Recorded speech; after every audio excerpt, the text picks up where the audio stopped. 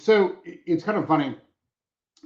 Whenever I meet people, one of the first questions people ask me is, "What do you bench?" Uh, I haven't done bench in almost a decade now.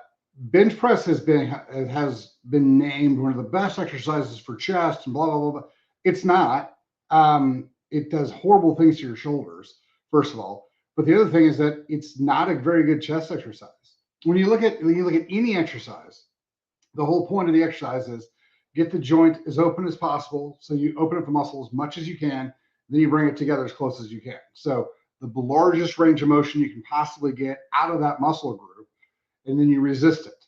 So with biceps, the curl, where you go all the way down and then you come all the way back up, is one of the best exercises you can do for bicep.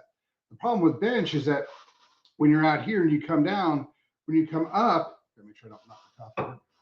When you come up, you're here. Well, your pecs want your elbows to come to here. So if you're here, you're missing 30-40% of the actual range of motion of the pec. So if you're trying to build your pecs, the very best exercise for them is flies, especially when you're way apart and then you come all the way together. That's the best motion for the actual muscle of the pec. So if you're trying to build your pecs, the last thing you want to do is take an exercise that only gets you 40-50% of the range of motion of the muscle. Because if you're trying to grow the muscle, you want to grow the whole muscle. And growing 100% of a muscle is obviously going to get bigger size faster than growing 50% of the muscle. So, that's one of the biggest problems we have with a lot of the exercises people are doing, is they're doing exercises just to be in the gym working out, which is fine. Like, I'm not arguing that you should be in the gym just working out. Like, if you want to spend your time doing bench and doing incline bench and doing decline bench and stuff like that, that's awesome. You're in the gym, you're working out, you are doing fantastic things for your health. I'm not knocking that at all. Keep it up. But if you're trying to grow your pecs, do the exercise that activates and utilizes the entire muscle. So, if you want to do pec deck is a much better exercise at most gyms than bench press is. Now, if you're going to do cable flies are my favorite. Cable flies are what I do the most of. If you want to build your chest and you just did a 8, 10, 12 set of flies, that'd be fantastic. If you did like a high fly, mid fly, low fly, that'd be a fantastic way of growing and developing the pec. If you're gonna do a bench press just so you can do bench press and you want a higher bench press, work your triceps more. There's a lot more tricep in bench than there is pec, a lot more, because you're still going to straighten your arms out, and the tricep is what straightens your arm out. So if you want a higher bench, if that's your goal, like I want to build my bench up, build your triceps up. The stronger your triceps are, the higher your bench is going to get. You're going to grow your bench a lot faster with tricep work than you're going to with working your pecs. Now, if you want to grow your pecs up so they look pretty, flies are the way to go. So and the other problem we get into is that, and I've talked about this a lot, when you're doing bench press, there's a ton of guys who've been working out for a long time. If you go to the gym and you find the 40, 50, 60-year-old guys who've been lifting since they were in their teenage years, lots of them are going to have shoulder issues. Lots of them have had shoulder scopes because bench press is an unnatural range of motion for the shoulder because your hands are locked together and they can't move around.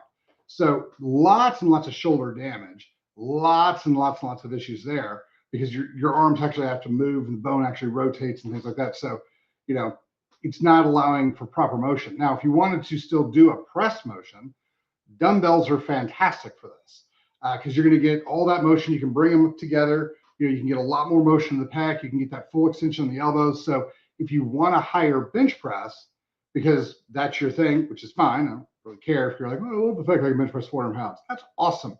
By the way, if you can bench press over 300 pounds, you're in a very, very, very, very small percentage of people. But if that's your thing, do more dumbbell press, do more dumbbell bench. It'll save your shoulders. Like jump onto the bar and kind of warm up and get there, but do the dumbbells. If you'll do dumbbell press, it'll really, really help your shoulders. I would also highly recommend that you find a friend or a lifting partner that can lift the dumbbells to you. Because one of the things that's most irritating is if you're lugging 100, 110 pound dumbbells around to do press with, it's a pain in the ass. So have somebody hand them to you. It'll be a whole lot safer on your back and on your body to just have somebody hand those to you. But the biggest one you want to do for your chest is going to be flies. So if you do more flies, you'll get more function out of it. There's a lot of exercises that are kind of like this. The other big ones that is always irritating, and we're starting to see more of this in the gyms. There's no reason, if you're trying to train your legs, you want to do the squatting motion, great. Talk to your gym, find out, get those. There's a lot of belts. There's even belts you can buy for squat that takes the pressure off your spine.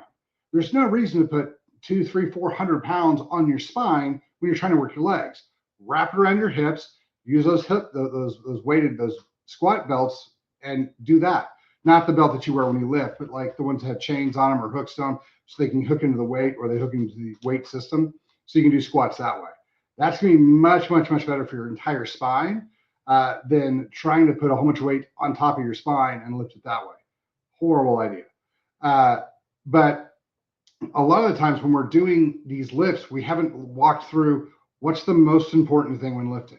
Get the range of motion of that muscle or that joint as far open as we can, and then as far together as possible.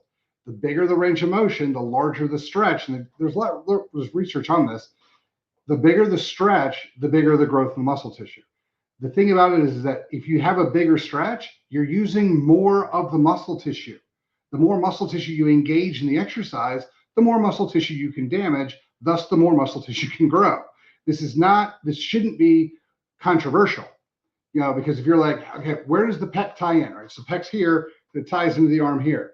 So if you're only doing this motion, you're not going to get a lot of the pec, but you're going all the way open and you're coming all the way to center.